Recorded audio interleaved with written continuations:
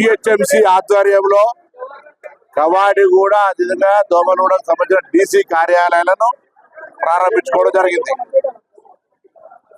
పరిపాలనా వికేంద్రీకరణలో భాగంగా greater Hyderabad cure ring road లోపల ఉన్నటువంటి 4 రకాల వ్యవస్థ గ్రామ పంచాయతీ, మున్సిపాలిటీ, కార్పొరేషన్లు అదేవిధంగా గ్రేటర్ కార్పొరేషన్ 4 రకాల వ్యవస్థలను తీసి ఒకటే రకమైన వ్యవస్థ ద్వారా పరిపాలనా సౌలభ్యము, ప్రజలకు సౌకర్యాలు అంతా కూడా ఒక ప్రణాళికాబద్ధంగా అభివృద్ధి జరగాలని తెలంగాణ ప్రజాపాలన ప్రభుత్వం రింగ్ రోడ్డు లోపల ఉన్నటువంటి అంతా కూడా ఒక గొడుగు కిందకి తీసుకొచ్చి 12 జోనల్ కమిషనర్లను అదేవిధంగా 60 డీసీలను నియమించుకొని మరి పరిపాలన కొనసాగించే విధంగా చర్యలు తీసుకున్నది.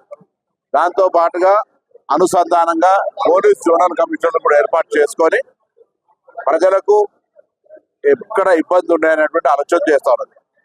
ఈ విధంగా రాబోయే కాలంలో జిహెచ్ఎంసి సర్వీసెస్ నూతనంగా కలిసిన ప్రాంతాలు కావచ్చు, ఇప్పుడున్నటువంటి ఎగ్జిస్టింగ్ ప్రాంతాలు కావచ్చు, ఒక ప్లాన్ ఆఫ్ యాక్షన్ తీసుకొని భవిష్యత్తు ప్రణాళిక చేసుకొని అభివృద్ధిని ఒక మార్గదర్శకత్వం చేసుకొని ముందుకు పోవాలనేటువంటి, ఎందుకంటే హైదరాబాద్ రాష్ట్ర రాజధాని, ఇక్కడ 2047 విజయంతో ముందుకు పోయేటప్పుడు దానికి అనుగుణంగా అన్ని రకాల సౌకర్యాలు కలిగించేటువంటి బాధ్యత ప్రభుత్వంకు ఉంది.